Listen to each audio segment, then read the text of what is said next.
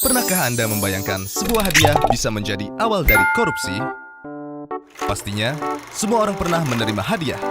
Di saat momen-momen tertentu, hadiah menjadi sesuatu hal yang penting untuk menyenangkan orang lain.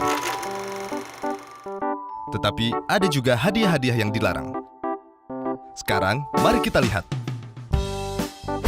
Definisi gratifikasi.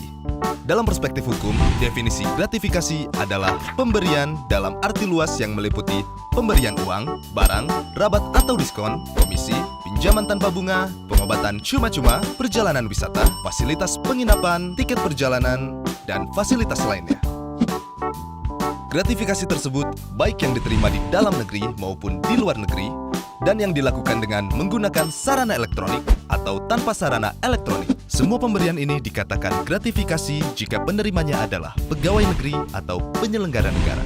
Bagaimana gratifikasi ini menjadi awal dari korupsi? Pegawai negeri atau penyelenggara negara terkadang menerima pemberian atau hadiah dari rekanan, teman, kenalan yang terdapat konflik kepentingan, baik pada saat pelayanan, terhadap kepentingan publik, ataupun karena melihat kedudukan atau kewenangan yang melekat pada jabatan. Untuk itulah, diatur peraturan terkait gratifikasi.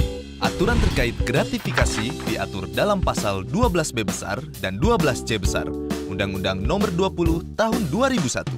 Pasal gratifikasi berfungsi untuk mencegah pegawai negeri atau penyelenggara negara menerima gratifikasi yang dianggap suap. Pengaturan ini dibutuhkan untuk menghilangkan munculnya potensi konflik kepentingan akibat penerimaan gratifikasi dan membangun budaya transparansi, akuntabilitas, dan integritas.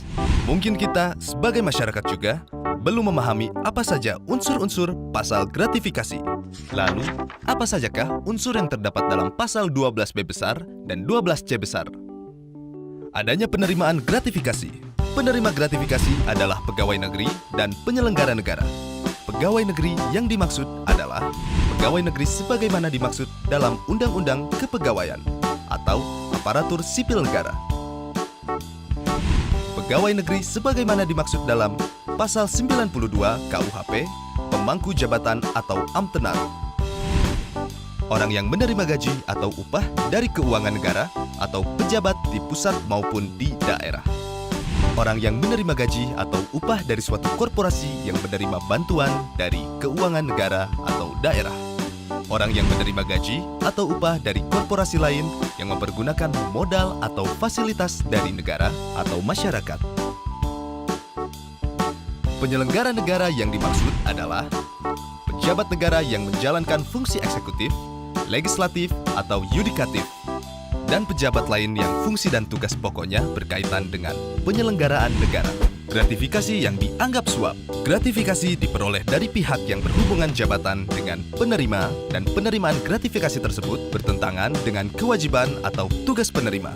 Gratifikasi yang diterima tersebut tidak dilaporkan kepada KPK dalam jangka waktu 30 hari kerja sejak tanggal gratifikasi diterima.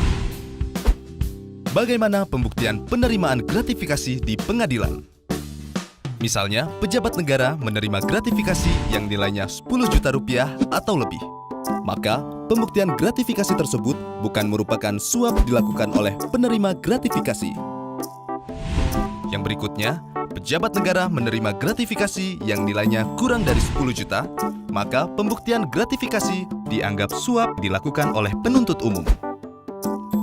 Lalu, apakah ada sanksi untuk penerima gratifikasi? Jawabannya, ya.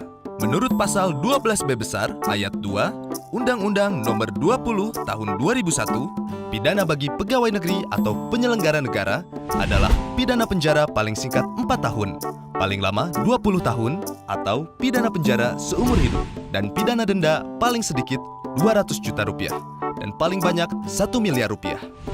Mungkin semua orang belum sepenuhnya sadar bahwa dari penerimaan gratifikasi bisa berakibat fatal.